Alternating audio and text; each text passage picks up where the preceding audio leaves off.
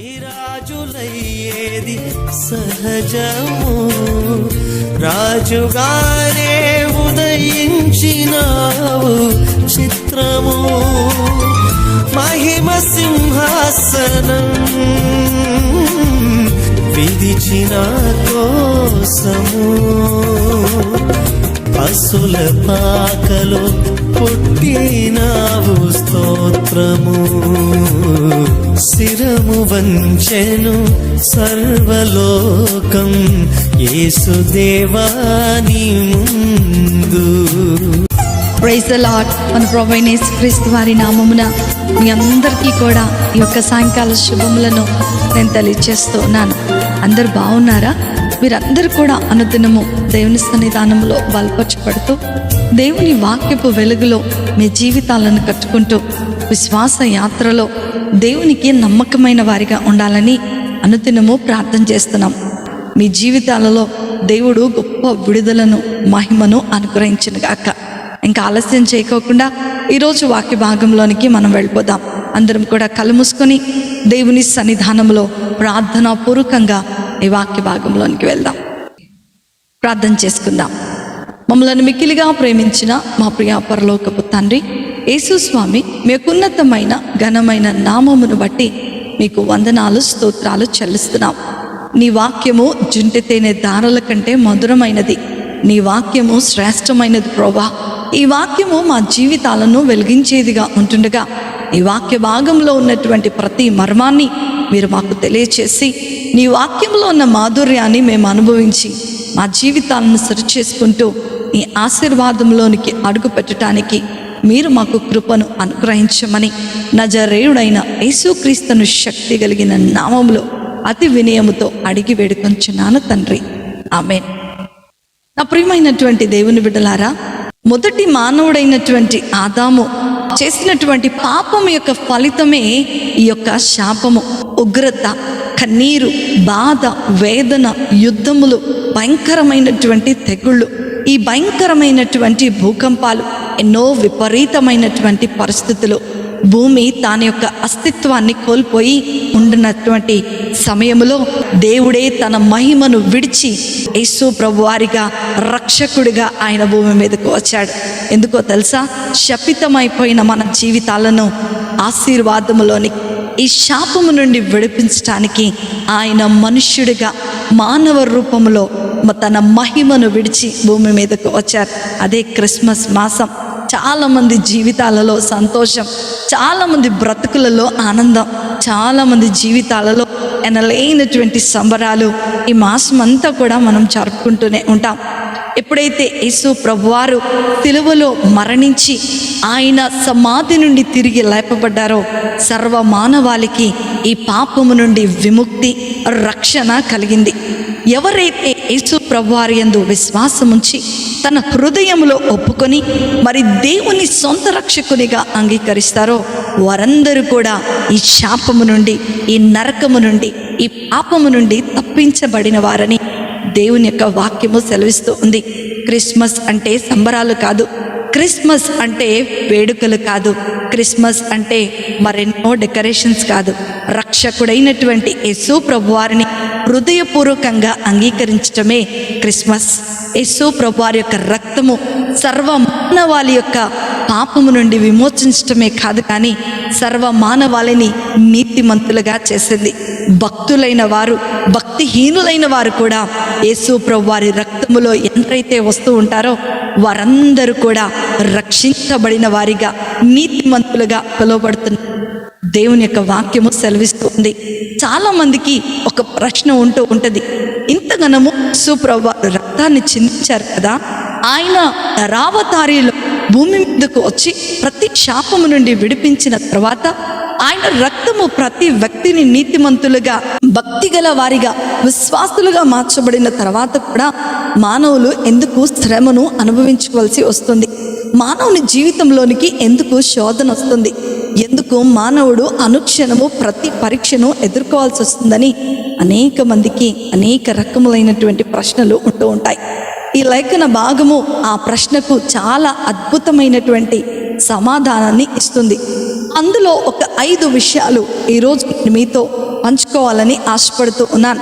పరిశుద్ధాత్మ దేవుడు ఇచ్చినటువంటి జ్ఞానమును బట్టి ఈరోజు ఆ 5 విషయాలు మీ ముందు ఉంచాలని ఆశపడుతున్నాను. దేవుని యొక్క వాక్యమే మన ప్రశ్నలకు సమాధానం. దేవుని యొక్క వాక్యము మన జీవితంలో ఉన్న ప్రతి కన్నీరుని సంతోషముగా మార్చగలిగినటువంటి అద్భుతమైనటువంటి ధననిధి ఇది. చాలామంది దేవుని లేఖనాలు చదవకుండా దేవుని వాక్యం గురించినటువంటి జ్ఞానమును లేకోకుండా ఎన్నో కష్టాలు కొని తెచ్చుకుంటూ ఉంటారు. మనము నిరాశపోయి నిరుత్సాహపోయి విశ్వాసాన్ని కోల్పోతూ ఉంటాం. కానీ దేవుని వాక్యము మనలను బలపరుస్తూ ఉంది. ఈ ప్రశ్నకు దేవుడు అనేకమైన సమాధానాలు బైబిల్లో రాయబడి ఉన్నాయి. అందులో ఒక 5 మాత్రం ఈరోజు ప్రాముఖ్యంగా మనం ధ్యానం చేసుకుందాం. యోహాను రాసినటువంటి సువార్త 15వ అధ్యాయము 1 నుండి 2 వచనాలు గనక మనం చదువుకుంటే, నేను నిజమైన ద్రాక్షావళిని, నా తండ్రి వ్యవసాయకుడు. నాలో ఫలింపని ప్రతి తీగను ఆయన తీసి పారవేను. ఫలించు ప్రతి తీగే మరి ఎక్కువగా ఫలింపవలెనని దానిలోని పనికిరాను తీసివేశాను. హల్లెలూయా. మొదటి విషయం ఏమంటున్నాడండి? విశ్వాసి అయినటువంటి ప్రతి ఒక్క మానవుడు క్రీస్తు ప్రభుల వారిలో, నిజమైన ద్రాక్షావల్లి అయినటువంటి క్రీస్తు ప్రభుల వారిలో అంటుకట్టబడితే ఇస్తారు అని. అది సంపూర్ణంగా ఫలమిచ్చేదిగా ఉండాలి అంటే పని కానటువంటి తీగలను దాని నుండి వేరు చేసినప్పుడే అది అద్భుతమైనటువంటి ఫలితాన్ని ఇస్తుందని మనము తెలుసుకుంటూ ఉంటాం.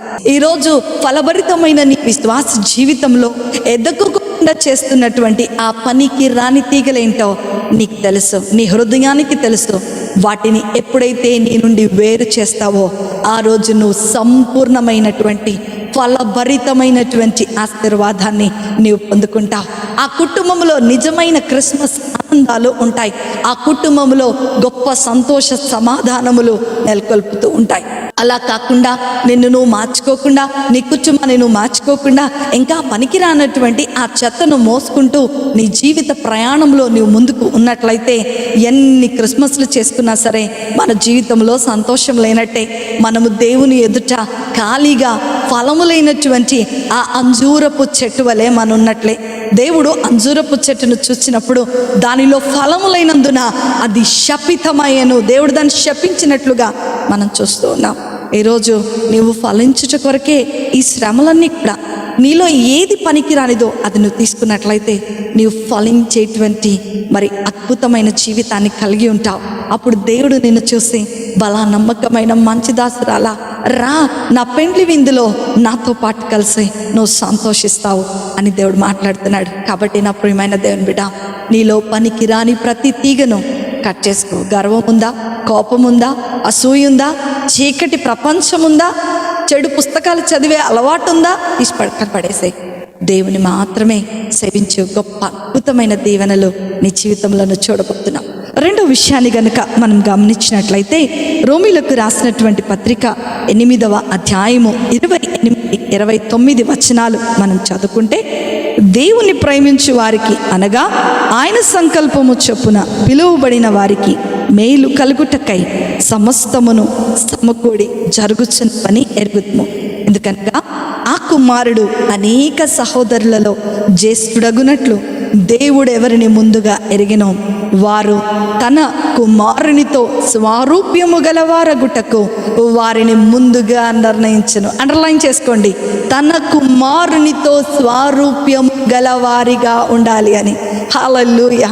ఎందుకు నీ జీవితంలోనికి శ్రమ వస్తుంది అని మనం చూస్తే, ఎందుకండి క్రీస్తు ప్రభు వారి యొక్క స్వారూప్యములోనికి మనందరము కూడా మార్చబడిన వారముగా ఉంటూ ఉండాలి అని దేవుడు మనలను శ్రమలోనికి, శోధనలోనికి అనుమతిస్తూ ఉన్నాడు. చాలాసార్లు ఎంత కోపమో మానవుడికి, ఎందుకు దేవుడు నాకు శ్రమ ఇవ్వాలి, ఎందుకు దేవుడు ఈ భయంకరమైన పరిస్థితులు నాకు కలగ చేయాలి, నేను ఎంత విశ్వాసంతో ఉన్నాను, నేను ఎంత భక్తితో ఉన్నాను, 24 గంటలు నేను ప్రార్థన చేస్తున్నాను, దాన ధర్మాలు చేశాను, అయినా ఎందుకు నా జీవితంలో ఈ శ్రమ అని చాలాసార్లు దేవుని సన్నిధానంలో మొరపెడుతూ మన విశ్వాసాన్ని మనం కోల్పోతూ ఉంటాం. ఈ రెండో విషయాన్ని మనం చూస్తున్నట్లయితే, సమస్తమును సమకూడి జరుగుతున్నాయి. ఎవరికి జరుగుతున్నాయండి? దేవునిని ప్రేమించే వారికి. అసలు దేవుని ప్రేమించువారు ఎవరు? కుమారుని యొక్క స్వారూప్యములోనికి మార్చబడిన వారు. హల్లెలూయా. ఈ రోజుల్లో క్రీస్తు ప్రభుల వారి యొక్క క్రియలు నీ జీవితంలో లేకపోతే నువ్వు దేవునిని ప్రేమించటం లేదని ఒక చక్కటి అర్థం. గల్తీలకు రాసినటువంటి పత్రికలో 4వ అధ్యాయము 19వ వచనంలో చాలా అద్భుతమైన మాటలు పౌలు గల్తీ సంఘానికి రాస్తూ ఉన్నాడు. దేవుని పిల్లలు దేవుని కుమారుని స్వరూపములోనికి వచ్చుట దేవుని యొక్క ఉద్దేశము. నా పిల్లలారా, క్రీస్తు స్వరూపము మీ అందేర్పడు వరకు మీ విషయమై మరలా నాకు ప్రసవ వేదన కలుగుచున్నది. హల్లెలూయా. ఇక్కడ అండర్లైన్ చేసుకోండి, దేవుని కుమారుని స్వరూపములోనికి వచ్చుట దేవుని యొక్క ఉద్దేశము. హల్లెలూయా. కావున మీరు ప్రియులైన పిల్లల వలె దేవుని పోలి నడుచుకొనుడి అని పౌలు రాస్తున్నాడు. హల్లెలూయా. నా ప్రియమైన దేవుని బిడ్డలారా, ఆదామును దేవుడు తన పోలికతో తన స్వరూపమందు చేసుకోవడానికి గల ముఖ్యమైనటువంటి కారణం ఏంటి అనంటే, దేవుని పిల్లలమైన మనము దేవుని స్వారూప్యంలోనే ఉండాలి. ఈ రోజుల్లో చాలామంది క్రిస్మస్ సంబరాలలో ఉంటూ ఉన్నారు. క్రిస్మస్ మాసంలో ఉన్నాం, క్యారల్స్ చేసుకుంటూ ఉంటాం, అద్భుతంగా పాటలు పాడుతూ ఉంటాం, అద్భుతమైన డాన్సులు వేస్తూ ఉంటాం, ఇంకా చాలా చాలా రకాలైనటువంటి విన్యాసాలు చేస్తూ ఉంటాం. కానీ క్రీస్తు స్వరూపము కానీ, క్రీస్తు స్వభావము కానీ, క్రీస్తు ప్రభుల వారి యొక్క పోలికలు కానీ వారిలోనికి లేవు. యేసు ప్రభు వారు భూమి మీదకు రావటానికి గల కారణం, శపితమైపోయిన మన జీవితాలు, ఆకారం కోల్పోయినటువంటి మన జీవితాలను, తండ్రి పోలికను కోల్పోయినటువంటి మన జీవితాలలో ఆయన పోలికను మనకి ఇవ్వడానికే వచ్చాడు. కానీ ఆ యొక్క విషయాన్ని మర్చిపోయి మనము పైపైన సంబరాలు చేసేసుకుంటూ ఉంటాం. మానవుడు దేవుడు తనకిచ్చినటువంటి అస్తిత్వాన్ని కోల్పోతూ ఉన్నాడు. ఈరోజు ఈ శ్రమ ఏం చేస్తుందో తెలుసా? దేవుని స్వరూప్యములోనికి నిన్ను నన్ను నడిపించటానికే. హల్లెలూయా. నా ప్రియమైన దేవుని బిడ్డలారా, యేసు ప్రభు వారి యొక్క స్వారూప్యము మనలో కనిపించటం, యేసు ప్రభు వారిలాగా మనం మాట్లాడటం, యేసు ప్రభు వారిలాగా మనం ప్రవర్తించటం చాలా చాలా కష్టం. చాలా అంటే చాలా కష్టం. కానీ అభ్యాసము చేసే కొలది మనము క్రీస్తు స్వరూప్యములోనికి మార్చబడిన వారముగా ఉంటామని దేవుని యొక్క వాక్యము సెలవిస్తూ ఉంది. కాబట్టి నా ప్రియమైన దేవుని బిడ్డ, నీ జీవితంలో ఉన్న ఆహాన్ని ప్రభు సన్నిధానంలో, ప్రభు పాదముల యొద్దకు నీవు వచ్చినట్లయితే దేవుడు అద్భుతంగా నీ జీవితాన్ని మార్చివేయబోతున్నాడు. మూడో విషయాన్ని కనుక మనం గమనించినట్లయితే, మొదటి పేతురు రాసిన పత్రిక 1వ అధ్యాయము 6-7 వచనాల్లో చాలా అద్భుతమైన సమాధానం ఇవ్వబడి ఉంది. నశించిపోవు సువర్ణము అగ్ని పరీక్ష వలన శుద్ధపరచబడుచున్నది కదా, దానికంటే అమూల్యమైన మీ విశ్వాసము ఈ శోధనల చేత పరీక్షకు నిలిచిన యేసు క్రీస్తు ప్రత్యక్షమైనప్పుడు మీకు మెప్పును, మహిమయు, ఘనతయు కలుగుటకు కారణమైన. హల్లెలూయా. ఇక్కడ ఈ పై చదవబడినటువంటి లేఖన భాగమును గనక మనము గమనిస్తే, బంగారమును పరీక్షిస్తుంది ఏంటంట? అగ్ని పరీక్షిస్తుందంట. అదే మాదిరిగా ఇక్కడ విశ్వాసి యొక్క విశ్వాసమును ఏం పరీక్షిస్తుందని రాయబడుతున్నదండి? శోధనలు, శ్రమలు, ఇరుకులు, ఇబ్బందులు, కష్ట నష్టములు, పరీక్షలు, ఇవన్నీ కూడా విశ్వాసి యొక్క విశ్వాసమును పరీక్షిస్తున్నాయి. జాగ్రత్త విశ్వాసి, నీ కష్టం వచ్చినప్పుడు, నీ వచ్చినప్పుడు నువ్వు కృంగిపోతున్నావేమో, కానీ ఈ పరీక్ష లేనిదే విజయము లేదు, ఈ విజయము లేనిదే బహుమతి లేదు. నీకు బహుమతి కావాలి అనంటే విజయము కావాలి, నీకు విజయము కావాలి అనంటే ఖచ్చితంగా నీవు పరీక్షల గుండా వెళ్ళవలసిందే అని దేవుడు ఈ లేఖనం ద్వారా మనతో మాట్లాడుతున్నాడు. బైబిల్ గ్రంథంలో యోబును గనక మనం చూస్తున్నట్లయితే, పరీక్షల సుడిగుండములో యోబు ప్రయాణం చేశాడు.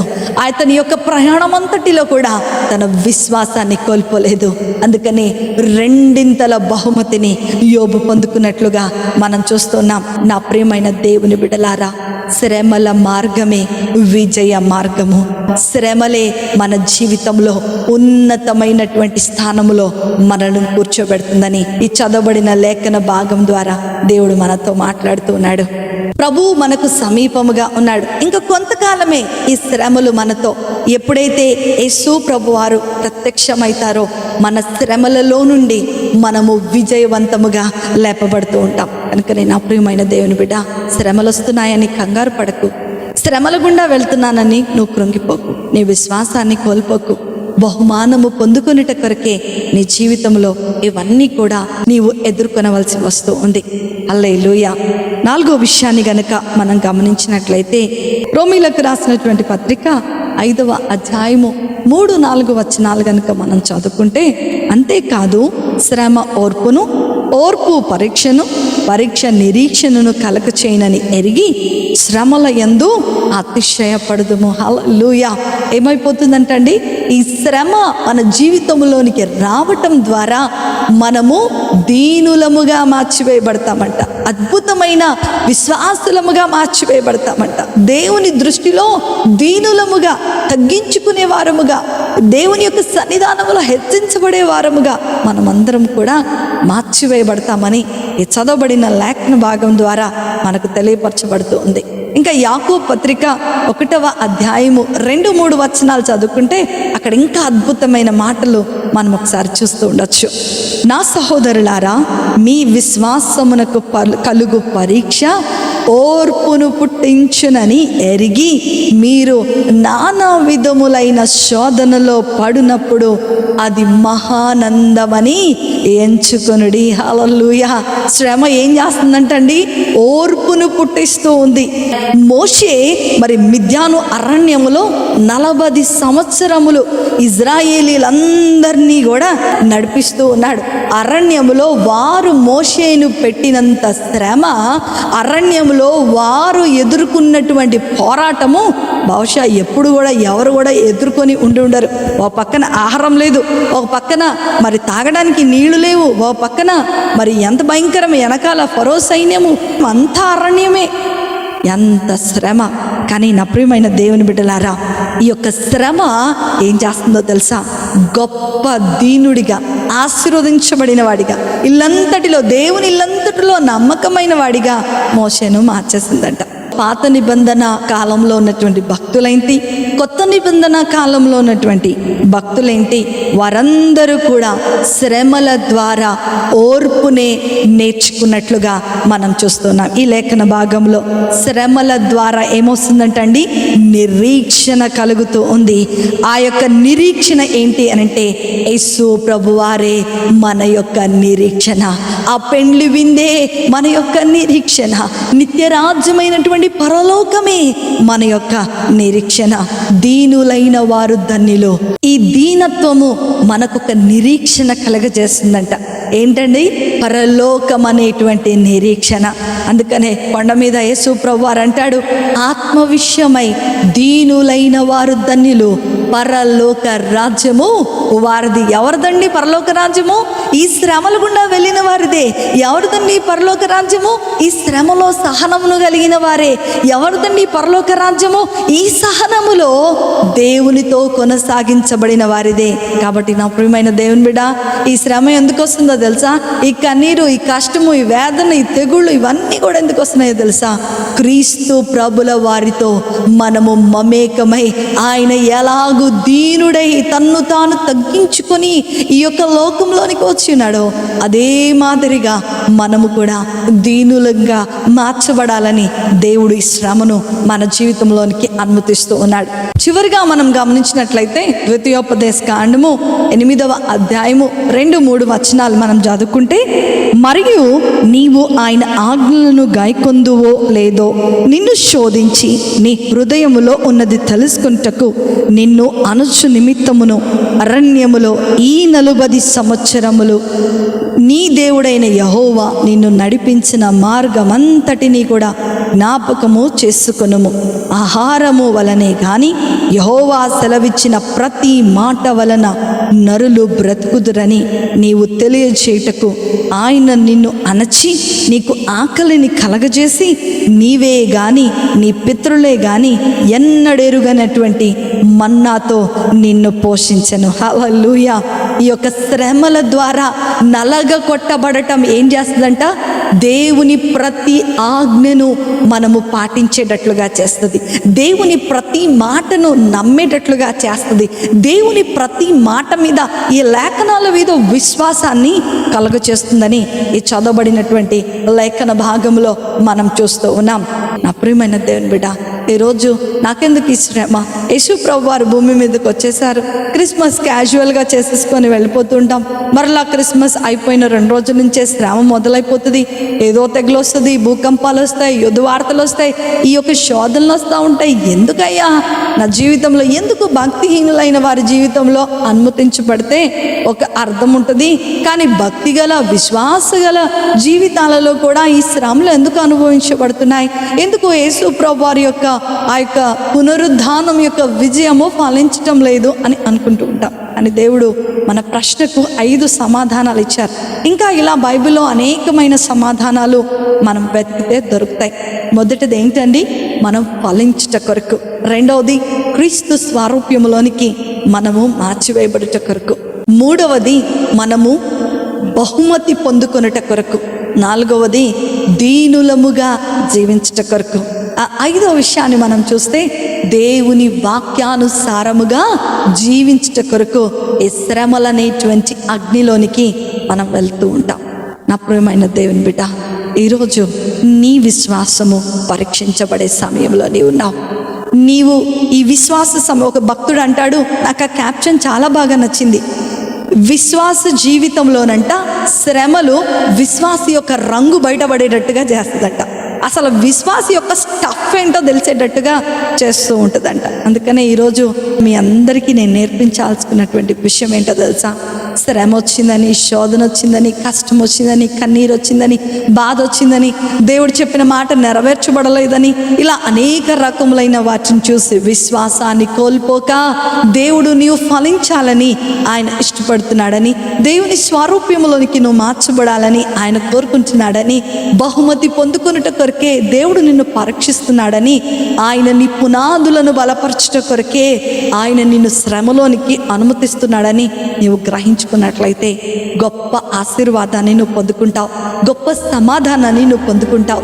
ఈ రోజు వరకు నువ్వు చూడనటువంటి దేవుని మహిమను, మెప్పును నీ జీవితంలో నువ్వు అనుభవిస్తావు. కాబట్టి దేవుడు చెప్పిన ప్రతి మాటను గ్రాంటెడ్గా తీసుకొని ఏవి పెరికి వేసేయాలో, ఏవి కట్ చేసేసేయాలో, ఏవి విడిచిపెట్టాలో, ఏవి అలవర్చుకోవాలో, ఎలా మనం నడుచుకోవాలో నేర్చుకొని మనం ఒక మంచి తీర్మానం తీసుకున్నట్లయితే అద్భుతమైన ఆశీర్వాదాన్ని మన జీవితంలో మనం చూడబోతున్నాం. అట్టి కృప, ధన్యత, ఆశీర్వాదము వాక్యం వింటున్న దేవుని పిల్లలైన మీ అందరికీ కూడా అనుగ్రహించబడును గాక. ఆమేన్. ప్రార్థన చేసుకుందామా? అందరూ కూడా కళ్ళు మూసుకోండి. ఒక్క నిమిషము ఏం నీ జీవితంలో, నీ విశ్వాస జీవితంలో అడ్డుగా నిలబడి ఉన్నాయి?